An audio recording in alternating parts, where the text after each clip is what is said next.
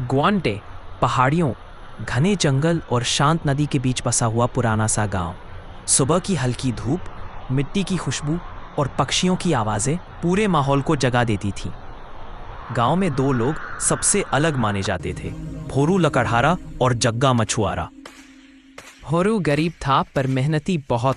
हर सुबह लकड़ी काटने जंगल जाता, कभी तेज बारिश, कभी धूप, कभी जंगली जानवरों का डर, लेकिन फिर भी रोज लौटता गांव के चूल्हों को जलाने वाली लकड़ी लाकर।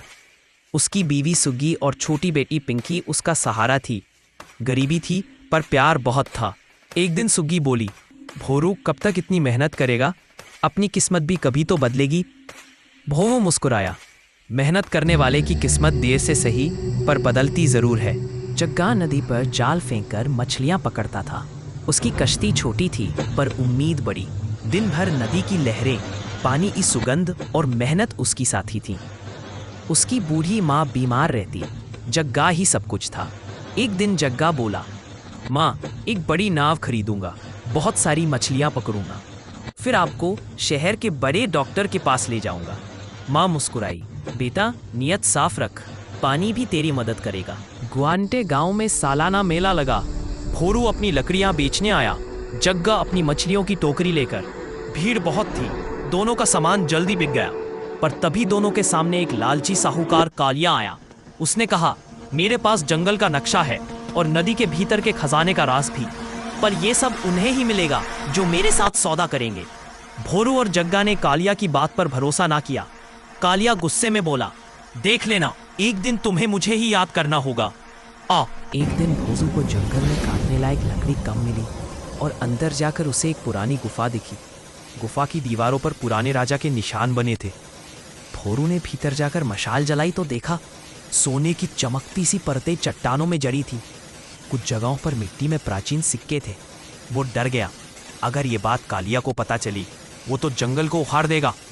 भोरू ने फैसला किया, ये रहस्य अभी किसी को नहीं बताएगा। उधर नदी में मौसम खराब हुआ। जग्गा मछली पकड़ने गया पर अचानक तेज आंधी और तूफान आ गया।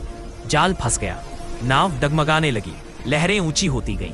उसी वक्त भोरू लकड़ियां बेचकर लौट रहा था और नदी के किनारे पहुंचा। उसने देखा जग्गा मुश्किल में है। भोरू ने बिना सोचे नदी में छलांग लगा दी। तूफानी लहरें, तेज बारिश, लेकिन दोनों ने एक दूसरे का हाथ पकड़ा और किनारे पहुंच गए। जग्गा ने कहा, आज तूने मेरी जान बचाई, मैं तेरी मेहनत कभी नहीं भूलूंगा। दोनों की दोस्ती वहीं से गहरी हो गई। कालिया को कहीं से खबर मिली कि जंगल में खजाना छिपा है। वह भोरू के पीछे पीछे जंगल में गया और गुफा ढूंढ ली। लोभ में उसने गुफा को खोदना शुरू कर दिया। दसान हो गया, कई चट्टानें गिर गई। गुफा का रास्ता बंद होने लगा। कालिया वहीं फंस गया और चिल्लाने लगा। भोरू और जग्गा ने आवाज सुनी। तुरंत लोग जुटे, रस्सियां लाई गईं और बड़ी मुश्किल से कालिया को बाहर निकाला गया। कालिया रोने लगा, मुझे माफ कर दो, मैंने लालच में ये सब किया। गांव में पानी की बहुत कमी हो गई थी। नदी सूखने लगी थी, खेत बंजर, लोग परेशान। तभी जग्गा ने कहा, नदी के अंदर एक जगह पानी का बड़ा बहाव है पर रास्ता बंद है। अगर हम उसे खोल दे पानी फिर बहने लगेगा, पर वहां तक पहुंचना खतरनाक था। भोरू बोला, हम साथ चलेंगे गांव की भलाई के लिए। दोनों ने गांव वालों के साथ मिलकर नावें तैयार की। रात भर मशालों के सहारे सफर किया। नदी का वह हिस्सा बहुत गहरा और चट्टानों से भरा था। भोरू पहाड़ी रास्ते से गया, जग्गा पानी में उतरा और गांव के बाकी लोग साधन लेकर पहुंचे। कई घंटे की मेहनत के बाद वह चट्टान हटा दी गई और अचानक धड़ाम, एक बड़ा पानी का फव्वारा उठा। नदी फिर से बहने लगी। गांव वाले खुशी से झूम उठे। अब गांव में पानी भी था, जंगल की गुफा की रक्षा भी हो गई थी और कालिया ने अपनी गलती मान ली थी। सरकार को गुफा के बारे में बताया गया, उसे सुरक्षित स्मारक घोषित कर दिया गया। गांव को नई सड़क, स्कूल और अस्पताल मिले।